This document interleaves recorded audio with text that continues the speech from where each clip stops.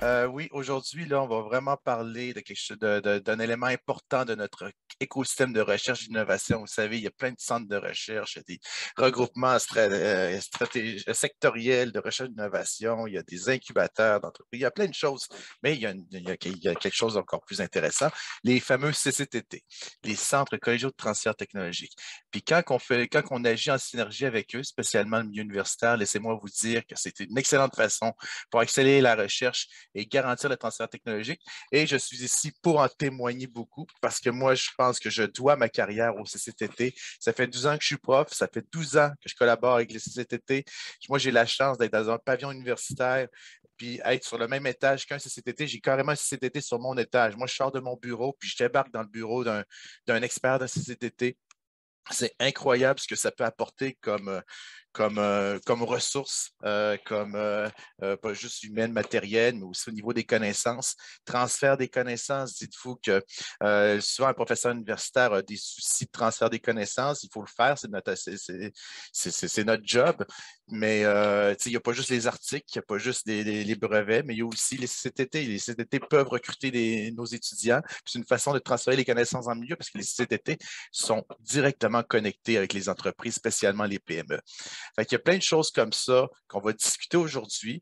Puis, on a amené pour ça une brochette de conférenciers. Puis, on va commencer avec un représentant du réseau Synchronex, le réseau des CCTT. Il s'agit de Grégory Arsan, qui est le coordonnateur aussi à la recherche. C'est un ancien de Mérinov, un CCTT. Moi, j'ai eu la chance de le côtoyer à diverses occasions. Puis je suis très content de l'avoir parmi nous. Grégory, veux-tu nous parler de ce que c'est un CCTT, s'il te plaît? Tout à fait, Simon. Merci beaucoup pour l'introduction. Je vais partager mon écran. Bon. Tu vas y arriver. Ça devrait. Voilà. Est-ce que vous voyez bien? Oui. Oui. Oui. Donc, par quoi commencer? Donc, le réseau, d'abord peut-être par Synchronex. Donc, Synchronex, c'est le réseau des différents CCTT. Les CCTT, en fait, c'est un modèle qui existe depuis une quarantaine d'années et qui, au cours de ces quarantaines d'années, a continué de se développer. Donc, il y a de nouveaux centres qui ont été créés, donc les uns après les autres. Donc, vous allez voir, je vais le montrer tout à l'heure, on se situe vraiment dans la partie innovation plus que recherche. Donc, on est un petit peu plus loin dans l'échelle de maturité technologique. Donc, on va intervenir souvent sur des projets à caractère donc, appliqué. En termes de taille, donc c'est 1500 experts, donc des gens qui ont été formés dans les universités, au Québec ou ailleurs. À peu près donc 15 à 25 employés par centre, dépendamment de la taille des centres. Donc, vous donnez une idée des projets donc, qui ont été faits donc, par les sociétés. C'est à peu près 10 000 projets, avec principalement donc, les petites et moyennes entreprises. À peu près 70% de ces projets-là sont faits avec les PME. Ce qui touche à peu près au Québec 5 000 organisations, donc ce qui est quand même important. En termes de procédés, de produits, prototypes, de services qui ont été développés, c'est à peu près 4 400 services. Et on trouve au total 59 centres sur le territoire du Québec, répartis comme suit. Donc, vous voyez, il y en a à peu près partout. Vous allez avoir accès à la présentation, donc vous pourrez aller voir spécifiquement. Donc, on en a en Abitibi, on en a sur la Côte-Nord, on en a en Gaspésie, autour de Montréal, autour de Québec également, proche la Pocatière, Rivière-du-Loup. Chaque centre, en fait, a sa spécificité. Je vais revenir à la fin de ma présentation. On va avoir un domaine d'expertise.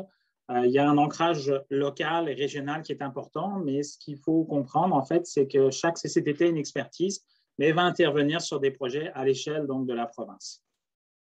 Alors, ces CCTT-là vont toucher majoritairement des questions donc, technologiques, mais depuis quelques années, on a vu émerger plusieurs centres en innovation sociale aussi, qui est un besoin également au niveau donc, de l'innovation. Donc, l'innovation, je vais rapidement revenir. Souvent, pour les petites et moyennes entreprises, c'est la cinquième roue du carrosse, comme l'image le présente. Ils sont pris dans leurs activités de production. Souvent, les équipes sont de petite taille. Donc, ils se disent non, non, on n'a pas le temps d'innover dans nos opérations. Donc, ça, c'est pour ça que c'est important de considérer donc, cette question-là. Alors, pourquoi innover avec les centres collégiaux de transfert des technologies? Je ne vais pas lire le commentaire ici qui a été fait par M. Brault, donc président d'Inno3B. Je vous laisserai le consulter. On a plusieurs témoignages donc, d'entreprises qui ont bâti des collaborations sur le long terme donc, avec les centres. Pourquoi c'est une approche distinctive? Les modes d'intervention sont divers. Donc, les CCTT vont intervenir au niveau de l'aide technique. Donc, ils disposent donc, d'un parc d'équipements donc, intéressant et significatif, donc, et souvent, des fois, distinctif de ce qui peut se retrouver à l'université. Donc, ça vient comme compléter. Ils vont intervenir, comme je l'expliquais, sur des projets de recherche appliquée, beaucoup d'informations sectorielles aussi qui vont être fournies et de la formation donc, en entreprise, donc, qui est un autre volet abordé par les CCTT. Au niveau de l'échelle de maturité technologique, j'en ai dit quelques mots. Les CCTT vont se situer un petit peu plus loin. On commence à TRL, fin TRL 2, début 3, et on s'en va jusqu'à TRL 7, donc proche de la commercialisation. Donc, toutes les étapes de prise en charge d'une technologie, souvent, ce que l'on va voir, c'est une technologie qui a été développée à l'université. Elle va être ensuite transférée. Il va y avoir un prototypage qui va se faire, une mise à l'échelle pour l'amener vers un produit qui soit plus commercialisable. Donc ici, quelque chose qui décrivent bien les centres collégiaux. Je vais peut-être y aller avec la case « ne sont pas ». Donc les CCTT ne sont pas des consultants, ce ne sont pas des incubateurs. Donc dans nos centres, on n'a pas de start-up qui sont incubées. Il y a plein d'incubateurs qui le font pour ça. Ce ne sont pas des firmes de génie, donc ils sont distincts des firmes de génie, ni des organismes subventionnaires, ni des entreprises de services d'analyse. Donc oui, les CCTT peuvent offrir des services analytiques, mais ce n'est pas leur mission première. Ce sont plutôt des centres de recherche, d'innovation qui vont intervenir aussi bien au niveau technologique que social pour, par exemple, donc aider une entreprise donc, dans la résolution d'une problématique ou le développement d'un nouveau produit ou la mise à l'échelle d'un procédé. On va en parler tout à l'heure également. Il y a, je dirais, de nombreux CCTT aussi qui collaborent avec le réseau universitaire dans toutes sortes donc, de projets. Maintenant, donc, ces centres sont répartis dans 9 grands domaines d'expertise. Donc, je voulais vous les présenter rapidement. Vous allez tous les avoir. Donc, les secteurs, donc, on a d'abord le secteur ressources naturelles, ressources donc, de l'avenir, qui englobe tout ce qui touche donc, je dirais, aux matières premières agricoles, marine, avec Mérinov notamment, agricole, il y a Bioptère, entre autres, qui va toucher à ce domaine-là. Tout ce qui touche au secteur du bois également, donc le CEREX, qui est présenté ici, l'agriculture, donc l'agriculture biologique, avec plus, bref, vous voyez tout un ensemble et Innofibre aussi qui va intervenir au niveau, beaucoup au niveau donc, des produits donc, cellulosiques. Donc, il joue un rôle important donc, à ce niveau-là. Autre secteur, navigation, logistique, transport intelligent. Donc, on a des CCTT qui vont intervenir donc, en géomatique, en logistique également, en productique industrielle. On a un centre aussi en technologie, en aérospatiale, le CTA, l'Institut des véhicules innovants. Donc, vous voyez, c'est assez diversifié au niveau donc, de l'offre. On a des CCTT qui vont plus intervenir sur des aspects sociaux, comme je le parlais, donc l'urbanisation, culture et société. Donc, on a les RIPI au niveau donc, de l'intégration des professionnels immigrants, ECOB, le CRISPECH pour les personnes en situation de handicap. Bref, toute une offre qui vient couvrir tous les aspects sociétaux en fait, que l'on peut rencontrer aujourd'hui. Technologie numérique, également, on a plusieurs centres qui vont intervenir. Pour en citer quelques-uns, Optech en optique photonique, Solutions, donc Novica. On a le CIMI à Québec également, donc, qui va intervenir beaucoup en imagerie numérique et médias interactifs. Et un des petits derniers, Jacob, donc le centre d'intelligence en intelligence artificielle, qui est situé donc à Montréal, qui a été créé il y a un peu plus d'1 an maintenant. On a aussi donc, toutes les approches créatives de développement de communication, Expérissence, Inédit, les Living Lab. Donc, on a des CCTT spécialisés en innovation ouverte aussi. Beaucoup d'organisations veulent introduire ces pratiques-là dans leur façon de faire.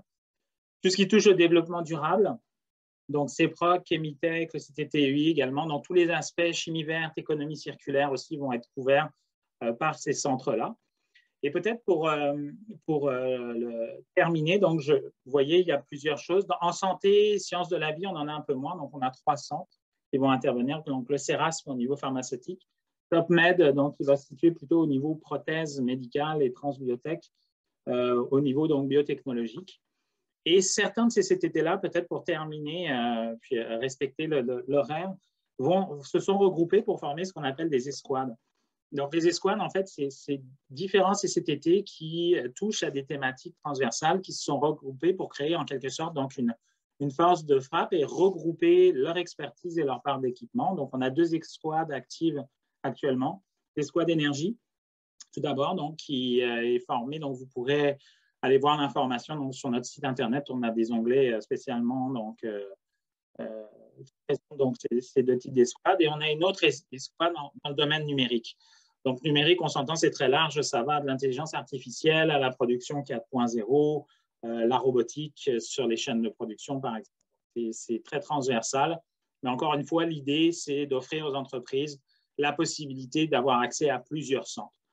Puis peut-être en terminant, donc, j'ai expliqué que chaque CCTT avait des domaines spécifiques, mais la plupart de nos CCTT, souvent, vont intervenir à plusieurs autour d'un projet. Donc, il y a une grande habitude de travailler en collégialité, aussi bien entre CCTT, puis pour certains avec l'université donc, également.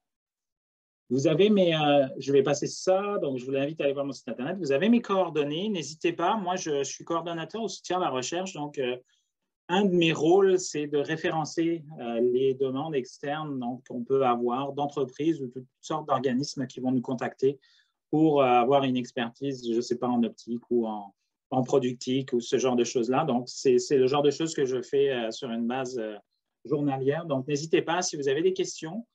J'en parlerai pas là, mais également, je m'occupe du financement. Donc, je suis souvent amené à faire des présentations sur des financements qui sont accessibles aux entreprises ou aux partenaires qui veulent travailler avec les CCTT. Donc, on a ces financements qui ressortent beaucoup à ce qu'on peut trouver au niveau universitaire, mais il y a des petites particularités au niveau des programmes, hein, donc des spécificités qui sont présentes pour les collèges. Encore une fois, je vous invite à me contacter. N'hésitez pas, ça me fera plaisir donc, de répondre à vos questions. Merci beaucoup, Grégory. Excellent. Fait que vous avez vu, il y en a beaucoup de CCTT. On peut tous travailler avec lui. Il y a beaucoup d'intérêts, beaucoup d'avantages, spécialement au niveau du financement des projets. Dites-vous que quand vous collaborez avec le CTT et vous faites de la recherche, souvent, vous êtes capable de tripler, voire même quadrupler le financement de la recherche de votre partenaire. Le partenaire est très content, il aime beaucoup ça. Ça vous amène beaucoup plus d'étudiants. Moi, ça fait longtemps que ma stratégie de financement avec le CTT consiste à, on écrit le projet ensemble, on co-construit le projet ensemble.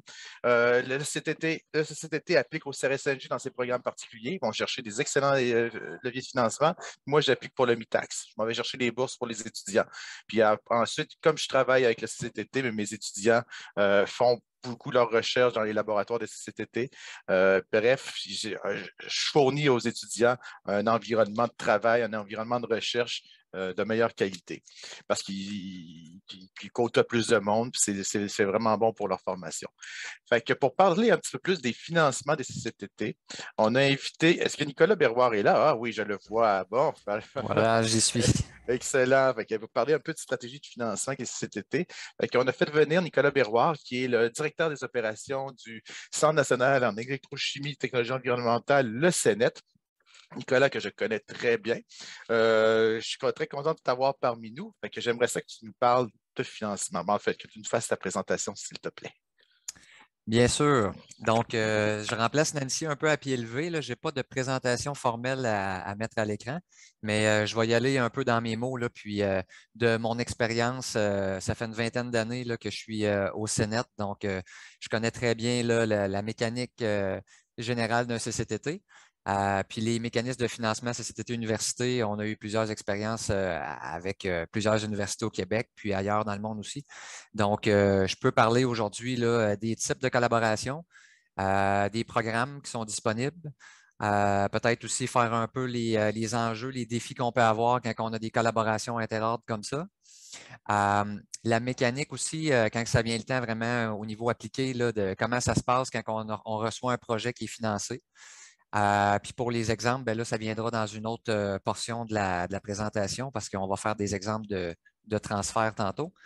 Donc, les types de collaboration, ben, ça peut venir de différentes façons. Ça peut être l'université qui a l'initiative et qui a besoin d'un CCTT, comme Simon le mentionnait, ça peut être l'UQTR ou une autre université qui vient, qui nous sollicite, qui dit on a besoin de vous pour telle portion de projet avec un partenaire. Donc, dans ce cas-là, c'est vraiment l'université qui prend le leadership de la demande, qui va déposer puis qui va inclure le CCTT dans son projet. Dans d'autres cas, ça peut être le collège aussi qui a déjà une relation avec les entreprises. Nous, les CCTT, on est très près des entreprises. Puis pour aller chercher nos leviers financiers, ça prend des contributions en espèces dans pratiquement tous nos programmes. Donc, quand on a déjà un partenaire, on peut joindre une université, puis on peut être porteur de la demande aussi. Parfois, ça peut être l'entreprise aussi qui vient vers nous. Et dans ce cas-là, ça peut être des financements qui vont à l'entreprise ou ça peut être, comme Simon le disait, l'université dépose sa portion de projet, le cégep dépose sa portion de projet. C'est un tout, là, ça se trouve être un projet commun, mais on reçoit les fonds chacun de notre côté, puis c'est une gestion qui est indépendante. Donc, ça, c'est un autre cas. Puis aussi, les CCTT, on offre du service technique, de l'aide technique. Donc, ça peut être aussi, des fois, on est juste là en appui pour faire du contrôle à différents points d'un procédé, par exemple. Donc, l'université nous sollicite pour ça ou l'entreprise nous sollicite directement pour ça. Au niveau des programmes de financement, je n'irai pas dans le détail parce que moi, je suis aux opérations, là, je ne suis pas dans le scientifique. Je suis convaincu que Simon en connaît plus que moi, puis Grégory aussi vont peut-être être mieux outillés pour vous orienter sur les types de programmes particuliers. Mais c'est certain que de notre côté, le CRSNG est un de nos bailleurs principaux. Il y a aussi le FRQ, là, il y a différentes formules là, de regroupement ou de FRQ en équipe qui est possible de faire. Parfois aussi les IRSC, donc les universités peuvent appliquer puis nous dégager une portion d'argent pour qu'on puisse collaborer ensemble. Donc, il y a différents types de programmes au provincial et au fédéral. Au niveau des enjeux puis des défis, là, je suis un petit peu plus dans mon terrain de jeu parce que là, si on parle de l'organisation du travail, les ressources humaines, les ressources matérielles, ce que ça peut amener comme défi quand on travaille ensemble, les cégeps et les universités. Bien sûr, si j'ai un projet qui est uniquement CCTT, j'ai un contrôle sur l'agenda, sur la planification des tâches, sur les ressources humaines disponibles, les ressources matérielles aussi. Quand on est dans un contexte interordre comme ça, ben, il faut s'ajuster, il faut bien se coordonner avec l'université parce que des fois, il y a des bouts de projet qui se font à l'université. Par la suite, les échantillons cheminent chez nous. Il y a une partie du projet qui va se faire chez nous. Donc, c'est d'assurer cette organisation-là du travail. Les modes de fonctionnement ne sont pas toujours les mêmes dans les universités puis dans les CCTT. Donc, c'est important d'avoir des rencontres de début de projet là, pour bien s'arrimer de ce côté-là. Il y a aussi les procédures administratives, les procédures légales. Donc, certainement, quand il y a des projets comme ça qui sont acceptés, ça prend des ententes de transfert de fonds, ça prend des conventions de recherche. Donc, c'est des procédures qui doivent être mises en place avant même de commencer le projet. Puis, des fois, ben, les niveaux hiérarchiques d'approbation font en sorte que ça peut être plus long, les révisions et tout. Donc, c'est un des défis qu'on a à faire face quand on est interordre.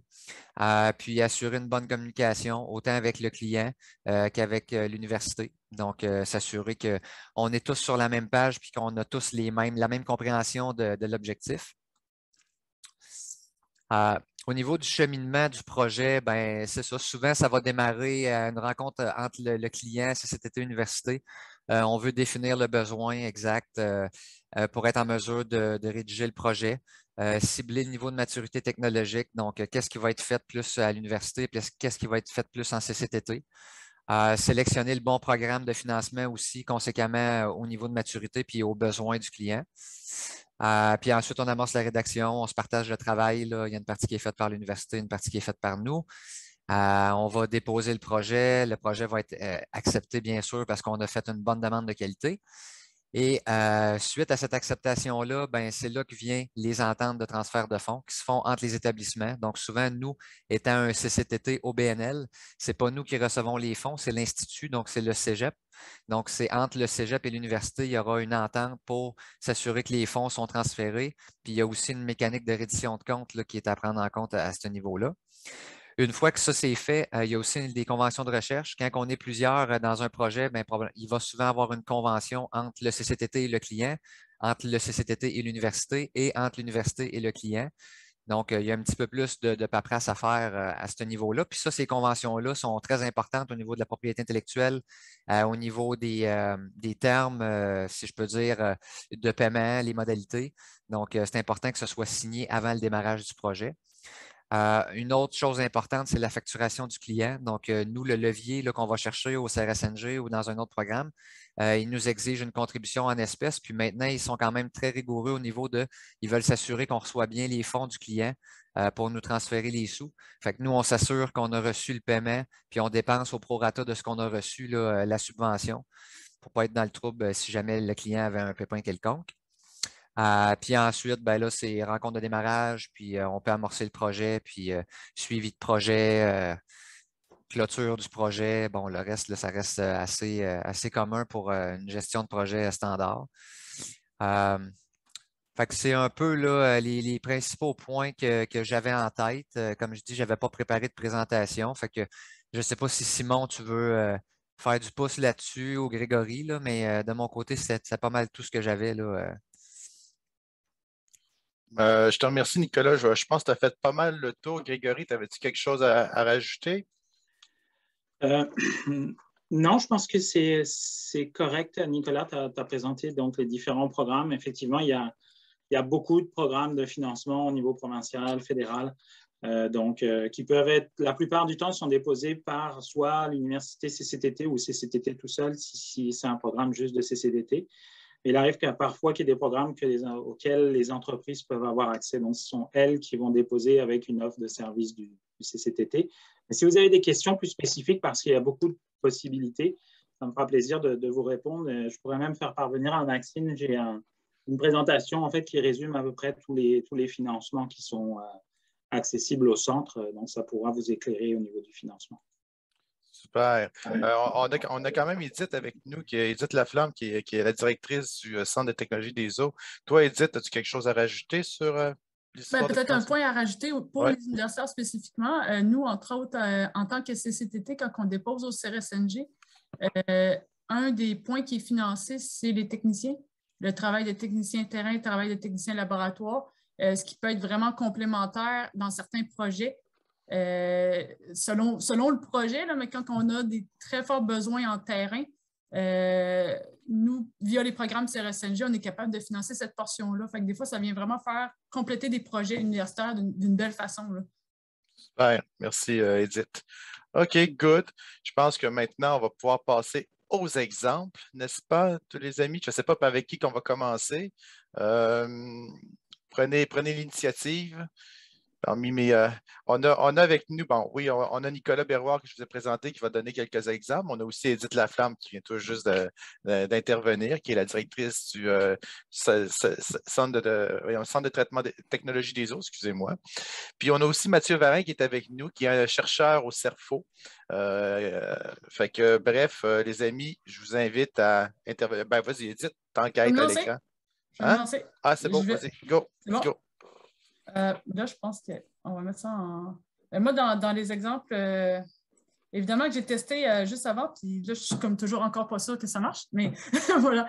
Dans les exemples de collaboration, moi, ce que je voulais vous présenter, bien, on en a parlé beaucoup. On a quand même 3 volets au niveau des CCTT avec un rôle qui est l'accélération de projets, on est très proche des PME. Donc, on a l'aide technique, les pilotes, les mises à l'échelle, puis la validation, certification, c'est vraiment nos 3 axes, entre autres au CETO, à laquelle on œuvre vraiment beaucoup. Fait que dans ces actions, on peut vraiment venir collaborer avec les universitaires sans problème. Maintenant, ce que je veux mettre de l'avant, c'est vraiment un peu ce que je vous ai apporté au niveau du financement, mais aussi de nos équipes. Notre équipe au CETO, on est très complémentaire aux équipes universitaires. On a une équipe de techniciens forts avec des techniciens qualifiés en eau du Cégep Saint-Laurent, des techniciens en assainissement. Là, fait que nous, on en a beaucoup dans notre équipe. On est à même la source, vous allez dire aussi. C'est un peu plus facile peut-être de les recruter. On a des techniciens en bioéco. Fait que ça, pour certains projets, ça peut être drôlement intéressant. Ça nous donne aussi une capacité de terrain, vraiment une capacité de déployer soit des instruments, des camions, des choses qui permettent de faire soit de l'échantillonnage, soit de travailler où l'eau se trouve. Ce n'est pas toujours évident de transporter de l'eau dans les laboratoires. Fait que ça prend une certaine capacité là, d'adaptation et de travail de terrain à laquelle on a une équipe super habituée. Dans nos rôles aussi, bien, la capacité Ça vient toucher un petit peu ce que Grégory disait un petit peu avant moi, le TRL 7. 6 et 7, voire presque 8, là, la capacité de mise à l'échelle et de fabrication de pilotes. Dans notre cas, à nous, on a une capacité qui est vraiment forte en fabrication de pilotes. Je suis moi-même issue de la fabrication de pilotes dans mon rôle de coordonnateur de la recherche chez Veolia. C'est ce que je faisais, on fabriquait des pilotes. Pas juste ça, mais entre autres, on fabriquait des gros pilotes. On a vraiment une équipe d'ingénierie spécialisée à faire de la mise à l'échelle. On est habitué de faire ça. On a aussi une collaboration. On a la chance d'avoir un département de technique génie mécanique dans notre collège. Ça nous permet d'avoir vraiment des instruments de fabrication, des gens qui sont habitués de faire de la fabrication de pilotes et du prototypage. Des exemples de notre capacité de terrain, j'en ai parlé brièvement. On participe dans certaines collaborations à vraiment l'échantillonnage, analyse. On est habitué de descendre dans des trous d'hommes pour échantillonner du pluvial. C'est des choses à lesquelles on a tous les équipements et la capacité. Fait que ça, c'est des exemples de collaboration qui sont vraiment intéressantes.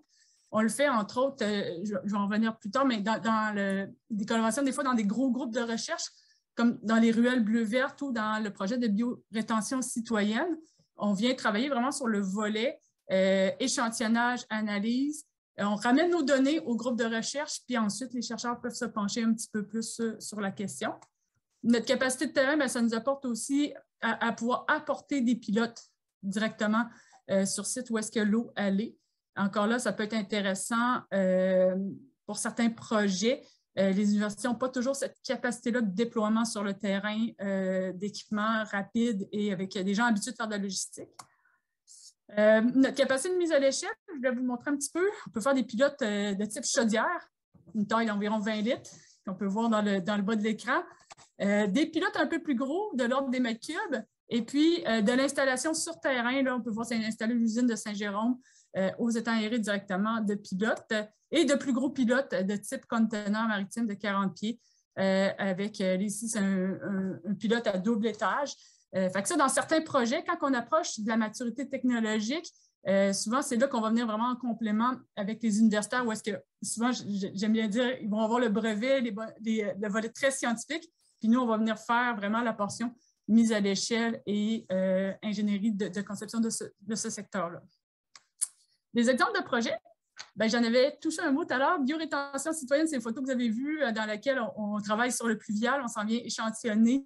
On travaille avec des gros groupes de recherche là-dedans avec Abrinor, qui est un OBV, mais on travaille aussi avec l'Institut des territoires. Donc, on apporte chacun notre volet. Ensuite, on travaille aussi à l'Alliance des ruelles bleues-vertes, dans laquelle là, on travaille dans un gros groupe de recherche avec Concordia, l'INRS, l'UQAM, l'Université de Montréal. Encore là, nous, on vient toucher au volet eau, puis on s'occupe essentiellement de faire de la caractérisation terrain des volumes d'eau qui vont être, disons, économisés via le projet, ce qui est l'objectif du projet. On a travaillé aussi avec Covido, avec l'Université Laval, McGill, Polytechnique et le CNET. Dans le cadre de ce projet-là, on s'était occupé pas mal de la mise en place des échantillonneurs, conseiller pas mal les gens sur où placer, comment faire avec les usines pour bien positionner les trucs. Puis ensuite, on fait notre portion d'échantillonnage, entre nous, avec la Ville de Laval. Dans ça, c'est des exemples un petit peu plus petits de collaboration avec des universitaires. Entre autres, là, on travaille à la révision du guide méthodologique d'audit de la consommation en eau potable. C'est un guide qu'on avait produit. On travaille maintenant sur la version 2 en collaboration avec la chaire industrielle en eau potable. Encore là, nous, on s'occupe vraiment de la portion mise à jour des audits. On retourne dans les grands bâtiments. On va installer nos débitmètres. On ramène les données. Et puis, les chercheurs universitaires qui est, dans ce cas-ci, l'équipe à Michel Prévost, bien, eux, ils vont vraiment plus s'occuper de la portion rédaction et on pourrait dire cruncher les données dans ce cas-là. On travaille à l'heure actuelle aussi à la caractérisation des eaux du cerf. Ça a l'air simple comme projet, mais on travaille sur le protocole de la DBO5. La DBO5, c'est une méthode qui est super empirique. On essaye de l'améliorer pour pouvoir enlever des publications puis être capable de vraiment faire une méthode plus fiable là, de ça. On travaille avec Yves Comeau là-dessus. Et puis dans ce cas-ci, on sert, je ne vais pas dire de petites mains, là, mais on sert vraiment à faire la portion laboratoire parce qu'on a une équipe habituée de faire de la DBO qui sont capables de lire des protocoles expérimentaires qui ne sont pas juste capables de le faire comme un laboratoire accrédité à la chaîne. On est capable de venir travailler avec Yves, dans ce cas-ci, pour faire avancer cette problématique-là. On travaille ici sur un volet plus technologique. là, c'est une collaboration un petit peu différente. C'est une collaboration où est-ce qu'on a un chercheur du collège, qui est Julien Préjean, là, qui travaille vraiment en collaboration avec à la fois le CCTT qui est RIMé et un prof de l'Université de Montréal, Ahmad Hamdan, pour le développement en fait, de l'application du plasma, soit à une application en eau. Fait que ça, c'est un projet de collaboration vraiment où est-ce que là, c'est des chercheurs qui vont plus collaborer ensemble. Et on travaille aussi, on a un projet en cours, on est sur notre 2e année de ce projet-là. C'est le développement d'un procédé Aquasha. Aquasha, c'est un procédé qui vise la décentralisée, qui vise vraiment les chalets, les résidences autonomes. Et notre équipe travaille en collaboration avec le CRIC pour faire avancer le projet. Puis dans ce cadre-là, c'est un projet que de notre côté, on est allé chercher un CRSNG et le CRIC se fait payer par le client directement sur une portion de la collaboration. Fait qu'on a quand même un bon levier et puis c'est comme ça qu'on œuvre cette collaboration-là. Voici pour mes exemples. Je ne sais pas si vous avez des questions, des précisions que vous aimeriez savoir. J'essaie de rentrer dans 5 minutes. Tu as très bien fait ça. On va prendre les questions à la fin après avoir passé tout le monde. Merci beaucoup, Edith. Tu nous as donné pas mal d'exemples. C'est super. On va demander à Mathieu Varin maintenant de nous montrer des exemples. Vas-y, Mathieu Varin, chercheur au CERFO, c'est à ton tour. Oui, merci. Je vais juste partager l'écran.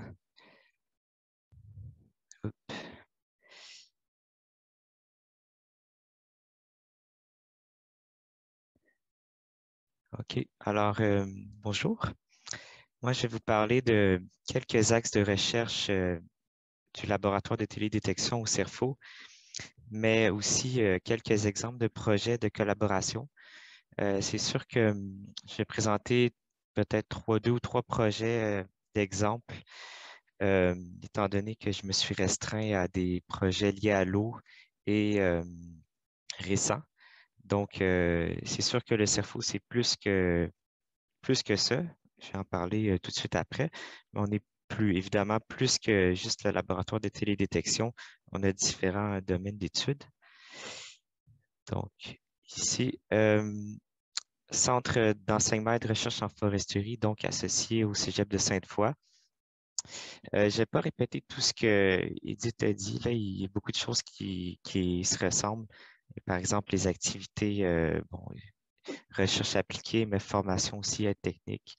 On offre des formations en entreprise, par exemple.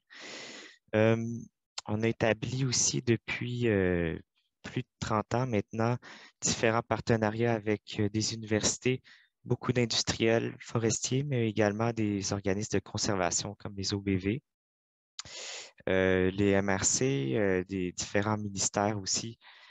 Puis, je dirais depuis, évidemment, on est spécialisé en foresterie, mais de manière plus large, on touche à tout ce qui est lié à la forêt. L'eau est inclus dans la forêt aussi, mais également l'agroforesterie, la foresterie urbaine aussi. Puis, on a aussi plusieurs étudiants du Cégep, principalement l'été, qui font des stages avec nous. Donc, on a une armée d'étudiants qu'on envoie l'été faire des grandes campagnes terrain. Donc, avec les universités en particulier, on a établi beaucoup de projets dans les dernières années avec l'Université Laval, avec l'Université de Sherbrooke, avec McGill aussi, l'UQAM. Donc, on est assez varié. Pour ce qui est des thématiques d'intervention, donc évidemment, la sylviculture, c'est un aspect très important du CERFO. Changement climatique, espèces exotiques envahissantes aussi, l'aménagement forestier, l'agroforesterie, puis la gestion faunique et la télédétection. Évidemment, je suis spécialiste en télédétection, donc je vais parler un petit peu plus de ce volet-là. Mais gestion faunique, je pense que ça vaut la peine de glisser 1 ou 2 phrases. On a des spécialistes au CERFO en faune qui font divers projets en lien avec l'eau, comme de restauration de milieux humides ou d'identification et conservation d'habitats fauniques d'espèces sensibles comme la rainette faux-grillon. Puis, on a un exemple de collaboration en ce moment avec l'Université McGill qui vise à mettre en place un modèle de cartographie de le risque lié à la maladie de Lyme pour tout le Québec. Donc, au CERFO, on est une 25 professionnels environ de différents niveaux d'études, techniques, maîtrise, doctorat, baccalauréat, puis aussi des professeurs du cégep qui vont se joindre à certains de nos projets. Évidemment, des étudiants du collège, mais également universitaires. Donc, on a en ce moment 2 étudiants au doctorat qui travaillent dans le laboratoire de télédétection, puis un étudiant à la maîtrise. 2 étudiants à la maîtrise. Ici, simplement pour 2 choses à souligner. On a des drones aussi, on est 4 pilotes. Donc, on fait plusieurs sorties en forêt, mais dans différents milieux aussi. Puis, depuis les dernières années, on a beaucoup axé notre développement sur l'intelligence artificielle, surtout l'apprentissage automatique, mais également profond. Donc, on a une spécialité assez variée. Puis, dans les dernières années, bon, c'est à peu près une centaine de projets en télédétection. Puis, on voit que le thème de milieu humide et hydrique représente à peu près peut-être un 15% là, du volume de projet. Juste quelques exemples là, rapidement. Je pense qu'il me reste 2 minutes. Donc, 2-3 exemples de projets mis en collaboration. Dans notre laboratoire, on travaille beaucoup en cartographie.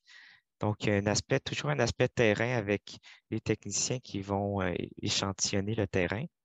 Mais quand on retourne au laboratoire, on vise à mettre en place des modèles qui sont, je dirais, opérationnels, dans le sens où on veut appliquer un modèle qui peut fonctionner en théorie, mais aussi en pratique.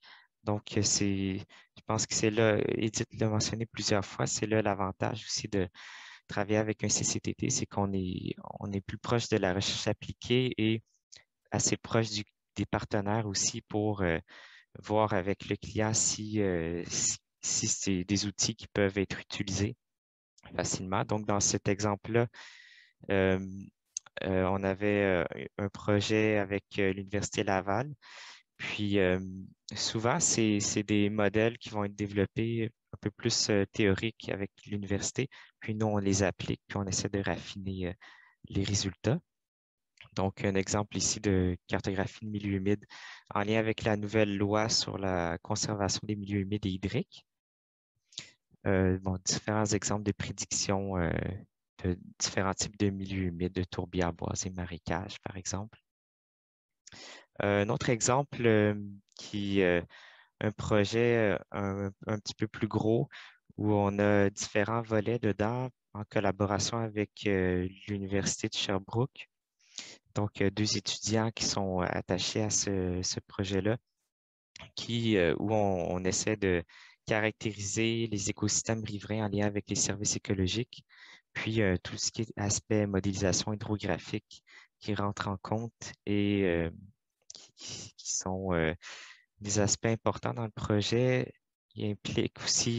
Ça inclut aussi la cartographie d'espèces exotiques envahissantes. Donc, on a un étudiant qui est en train de finir sa maîtrise sur cet aspect-là. Puis, donc, dans les exemples de photos, d'images que vous voyez, on travaille beaucoup avec des images aériennes, mais satellitaires aussi ou par drone. Puis, le modèle prédictif ici prédisait l'eau visible, dans ce cas-là, même sous la canopée par intelligence artificielle. Puis, quand on l'applique avec des images de drone, par exemple, on voit que ça fonctionne quand même assez bien.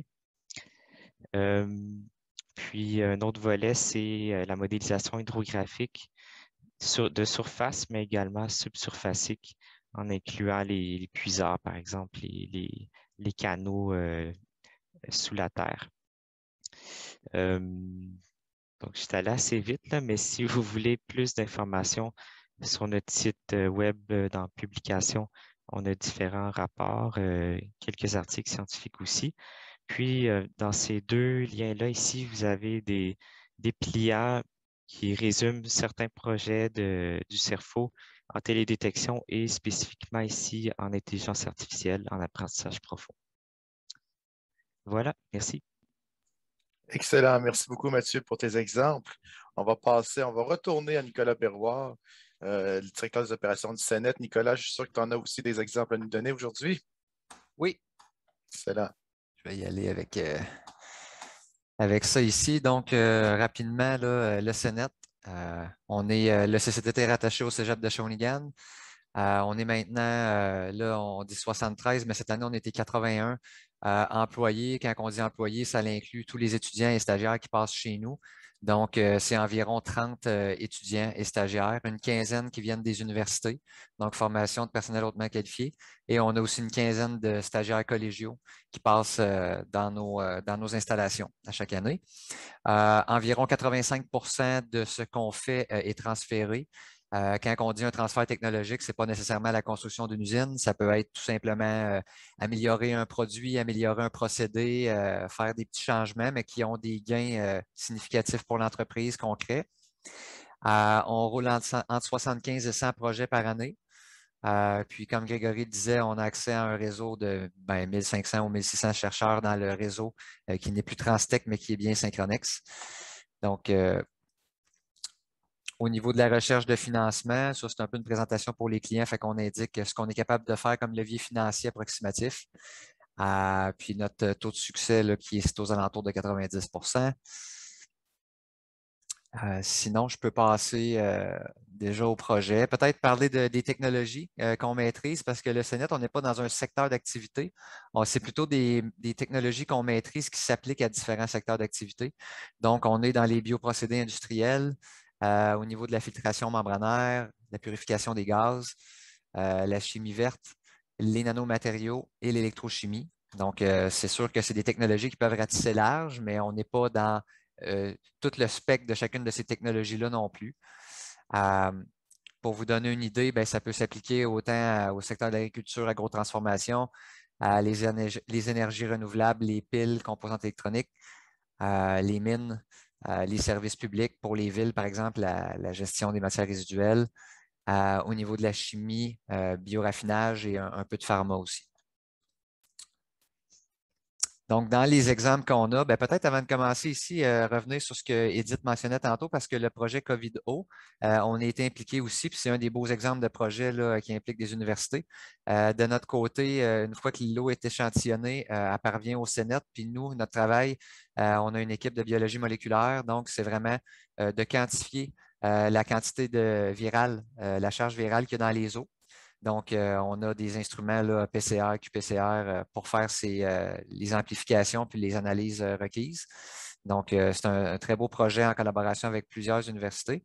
Puis, on a été sollicité beaucoup aussi pendant la période de la COVID pour produire des protéines de surface du virus, dont la protéine S et la protéine N. Plusieurs universités nous ont demandé de leur produire des quantités de ces protéines-là. Pourquoi ne pas les acheter on-shelf? C'est parce que souvent, c'est des protéines avec des modifications précises. Donc, nous, ce qu'on fait, c'est qu'on vient modifier dans le génome ce qu'on doit modifier pour que la protéine ait la bonne structure tridimensionnelle. Puis ensuite, on peut livrer une protéine sur mesure ou adaptée aux besoins de l'université, que ce soit pour tester dans des kits de détection ou pour le vaccin.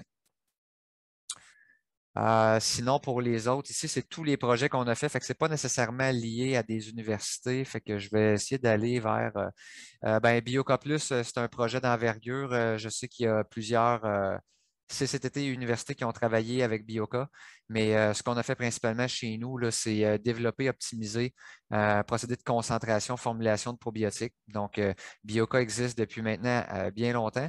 Ils ont d'ailleurs changé, ils ont été rachetés par Kerry maintenant, mais nous, on est spécialisé dans la formulation, donc le séchage à froid, la concentration par membrane. Donc, on a diminué les volumes de séchage, donc ça, c'est un point de vue économique intéressant. Puis, on a augmenté la viabilité aussi des probiotiques à l'intérieur des gélules. Donc, c'est un des exemples de projets qu'on a fait. Celui-ci qui touche vraiment plus l'eau, je pense que c'est plus thématique pour aujourd'hui, mais on a travaillé avec Bioness Technologies, entre autres pour le développement de leurs produits Gamag, qui était fait d'ailleurs en collaboration avec les communautés autochtones de Wimontashi. Donc, c'est un beau projet en collaboration. L'Université Laval a été impliquée aussi dans ce projet-là. Et c'est des médias solides là, qui sont insérés poreux dans des bassins de traitement d'eau, puis ça améliore les capacités de traitement d'eau.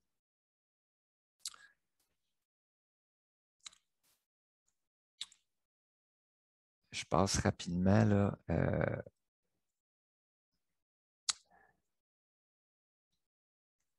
Le projet de Nemaska Lithium, là, qui aujourd'hui va voir le jour à Bécancour et non à Shawinigan, mais on a été impliqué beaucoup dans les premières étapes, donc dans l'optimisation du procédé, l'extraction du minerai, la purification avant les étapes d'électrolyse. Puis, il y a des brevets qui ont été sortis grâce aux travaux de nos chercheurs. Donc, c'est vraiment un procédé d'électrolyse qui génère peu d'émissions au niveau du carbone et qui permet de produire du lithium de très haute pureté parce que c'est un des enjeux là, dans le lithium, c'est que le grade de batterie doit être à 99,99, je pense que c'est comme catalogue au niveau de la pureté. Donc, ça prend un procédé qui est très propre. Et on a travaillé plusieurs années avec le partenaire à ce niveau-là. Puis il y a des universités aussi qui ont été impliquées dans le projet. Bien sûr, quand je nomme les clients ici, c'est que les ententes de confidentialité nous le permettent parce qu'il y a beaucoup de nos projets qui sont faits sous entente de confidentialité et on ne peut pas divulguer. Donc, disons, la mission du CCTT étant peut-être plus au service de l'entreprise, on a moins de publications, mais on a beaucoup de secrets industriels puis d'ententes de confidentialité avec les différentes entreprises. Fait que ça ferait le tour pour moi. OK, super. Merci beaucoup, Nicolas. Bon, la fin du hebdo, ça approche, mais on va quand même se permettre une petite séance de questions, pas trop longue. J'inviterai l'auditoire à se manifester dans le chat ou bien se manifester avec des petites mains. Puis Maxime, tu peux m'aider à identifier le monde qui veulent poser des questions. Oui. Ou encore, est-ce que les participants sont silencieux? Est-ce que les participants sont éblouis par tout ce que les CCTT peuvent nous apporter? Allez. Est-ce qu'il y a du monde? Peut-être que vous pourriez, les présentateurs pourraient nous parler des défis rencontrés à travailler avec des universités. Est-ce que c'est facile? Est-ce que c'est difficile? Oui, c'est facile de travailler avec les universitaires. On veut vous entendre. Moi, j'ai peut-être un point à amener là-dessus. Qui peut être plus difficile, c'est que dans notre cas, au CERFO, on a beaucoup de projets qui s'étalent sur 6 mois ou 1 an. Puis avec les universitaires, souvent, il faut que ça soit rattaché avec un étudiant à maîtrise ou doctorat. Donc, pas toujours, là, mais souvent. Et ça peut être difficile là, de rattacher un projet avec un étudiant, puis en sachant que les résultats vont arriver un peu plus tard, par exemple. D'autres difficultés? Donc, il n'y en a pas tant que ça, de difficultés. Ah, ça, c'est bien, c'est très bien. Il faut favoriser ça, la synergie collège-université. J'en aurais un autre de bord. Ah oui, OK, d'accord, vas-y, Mathieu. Qu'est-ce qui peut être difficile, c'est de trouver des moyens de financement communs et d'être coordonnés dans le temps. Donc, il existe beaucoup de subventions, mais de trouver un partenaire qui est prêt à investir, puis d'aller chercher une subvention commune ou deux en même temps, je trouve que ça peut être une difficulté, un défi là, à relever. Là, ça se relève, mais ça peut être difficile. Avec un peu d'expérience, on peut relever ce défi-là. Bon, moi, j'ai une question de Daniel Allard. Monsieur Allard, allez-y. Attendez, je vais... Vous pouvez vous présenter brièvement, en quelques mots, puis poser votre question ensuite. Est-ce que vous m'entendez? Oui. OK. Allez-y. Oui, bonjour. Oui, peut-être ma question à M. Hersan. Je connais assez bien les CCTT, là, mais je suis un petit peu déphasé avec l'évolution des dernières années. Je me demandais si la relation que l'exemple de Nemaska qui vient d'être donné là, en étant excellent, est-ce que le côté, je ne sais pas le mot secret, là, mais le fait que vos clients ne veulent pas qu'on sache c'est quoi qu'ils font, le côté confidentialité, est-ce que ça change ça? Parce que les CCTT sont dépositaires d'une quantité, quasiment infini de technologies, mais on ne le sait pas. Et ça serait le fun que ça soit plus visible. Il y a des raisons pour lesquelles ça ne l'est pas, mais c'est ça le sens de ma question, là. Est-ce que vous sentez que les compagnies... Je suis d'ailleurs surpris que Nemaska ne l'ait pas caché, là, parce que c'est une compagnie, c'est vrai que c'est une compagnie qui était publique, là. Mais c'est un bel exemple, ça. On voudrait tous les connaître.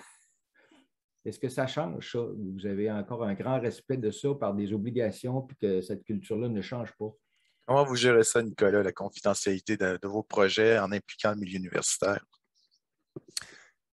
Certainement. Je ne sais pas si Grégory, la question était adressée à Non, non, Grégory. il vient de partir, Grégory. Ah, OK. Fait que, Je suis encore là, si vous OK, voulez. t'es encore là, c'est bon. Je peux faire peut-être une intervention avant la tienne, Nicolas. Oui, effectivement, chez Synchronex, on essaye de le publiciser le plus possible, effectivement, pour donner de la visibilité donc, à nos centres. C'est effectivement un enjeu sur lequel on travaille. C'est un réseau qui est ancien, fait que chaque CCTT a son propre réseau, son propre développement, mais parfois, la connaissance du réseau dans son ensemble, elle n'est pas très, très bonne.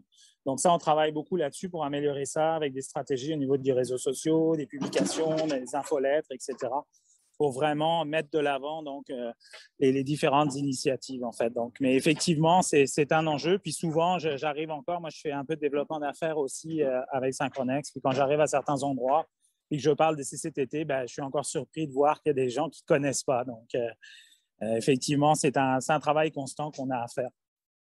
C'est bon, je pense que c'est assez complet, à moins que tu veux rajouter quelque chose, Nicolas, comme... Probablement, c'est que parfois, c'est la demande est spécifique du client, puis c'est carrément que si on veut un projet avec eux, il faut un peu se plier aux exigences de confidentialité qu'ils nous exigent parce que ça fait partie des demandes. C'est bon. Merci beaucoup. Good. Fait que moi, je vais me permettre la dernière question. C'est quoi les prérequis pour une collaboration réussie entre des collèges et des universités? Nicolas, Mathieu, Edith, Grégory, voulez-vous Moi, vous avancer? Il faut vouloir en premier. Ouais, la volonté. Yes. Après, ça devrait aller. Ensuite, Nicolas, Mathieu. Oui, je pense qu'il faut savoir où on commence, où on arrête. Donc, l'université a son expertise, les CCTT ont leur expertise, on est complémentaires. Donc, il n'y a pas de raison qu'on ne travaille pas ensemble là, pour mettre en œuvre des projets. C'est bon. Mathieu, toi? C'est un peu dans le même sens, là. Il n'y a pas de compétition, vraiment. Il ne devrait pas en avoir, en tout cas.